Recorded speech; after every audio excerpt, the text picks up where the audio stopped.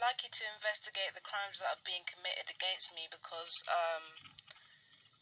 well, obviously, if I'm being remotely tortured and I've got chips in me which are evident and can be proven, and I've obviously, had past instances where people have broken into my stuff and people have, like, they've done the most awful shit to me, and it's not even just me, it's multiple people. On top of that, I've also had fraud committed against me, which I've already talked to Action Fraud about. And the fraud thing is actually a very common thing with victims like me, because the thing is, as soon as we move outside the main hub where we're supposed to be handled, as soon as we move out of that circle, and as soon as we try to live independently on our own, suddenly our finances get messed with. This is a very common thing among trafficking victims like myself. The reason why I was actually hesitant to tell you about that at first is because if the UN are investigating it, if the UN are investigating these crimes, but the British government is not, then to me there's a very, very good chance that the case wouldn't be solved anyway, even if people wanted to investigate the situation. Like this, the individuals that are responsible for doing this to us are at government level, right? So that's the first problem. The second problem is while I can sort of feel out any perpetrators that are around me that have been hired by specific organizations to target me, while I can smoke them out and pinpoint them, there's still the main problem of finding out who the middleman is between the government and the people that are close to me, who are being paid to harass me, stalk me, and torture me.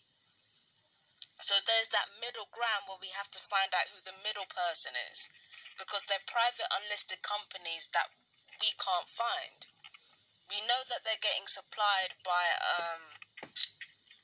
defense systems. We know they're getting supplied by pharmaceutical companies. We know they're getting supplied by technological companies as well, because all those three things are incorporated in our targeting.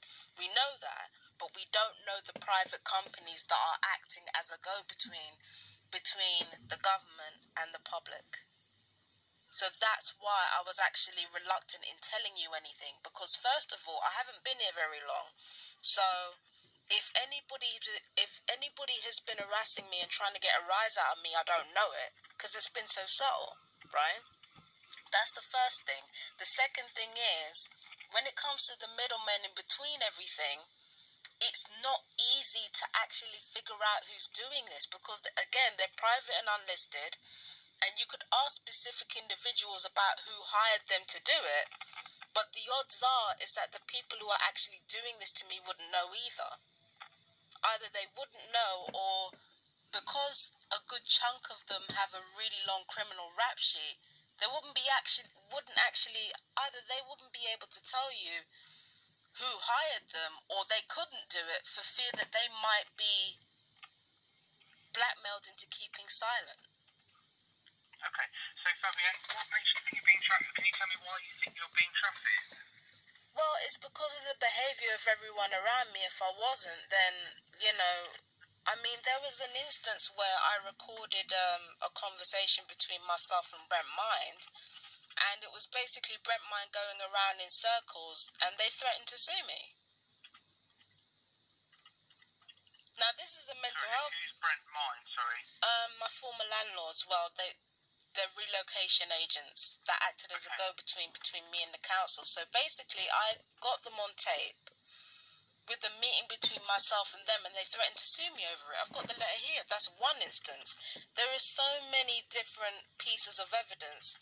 Granted, they're circumstantial, but there are certain pieces of evidence which hints to me that I am being trafficked and that I am being... and that serious crimes are being committed not only against me, but several different people around the country, because I know several other cases like myself as well. There's one, Sorry, everyone. I don't know if she'd appreciate me. Sorry, everyone. Sometimes I dissociate, so if you hear a little bit of mumbling in the background, that's me. BPD, unfortunately. Let me rewind that back. Around the country, because I know several other cases like myself as well. There's one, I don't know if she'd appreciate me talking about this, but there's one in Exeter who has extreme burns all over her body, like her skin is falling off because of the amount of electronic weaponry that's been fired on her, right?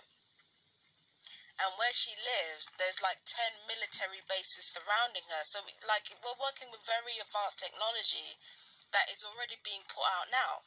Do you understand what I'm saying? So it's not like I'm making this up out of thin air. It's technology that's been used for decades. Okay. So, Fabian, if I was to send officers to come and see you, where would they find you? Right. So I've ended it there. Okay, so I've told the police, I've told the manager that I've told the police, and hopefully, like, I haven't left anything up there long enough to dox anybody, because remember, I'm not the only one staying here.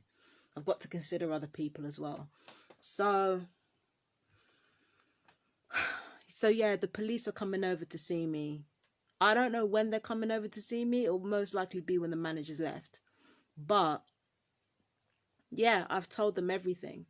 So my thing is this, the likelihood is that they'll come over, talk some bullshit about paranoid schizophrenia, and either leave or try to suggest an ambulance come over here. Now, I'm not going to lie to you.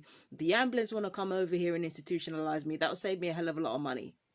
So either way, I'm not bothered. Either way, I'm not bothered. If they want to go down that narcissistic route of using my mental health in order to try and discredit me, cool.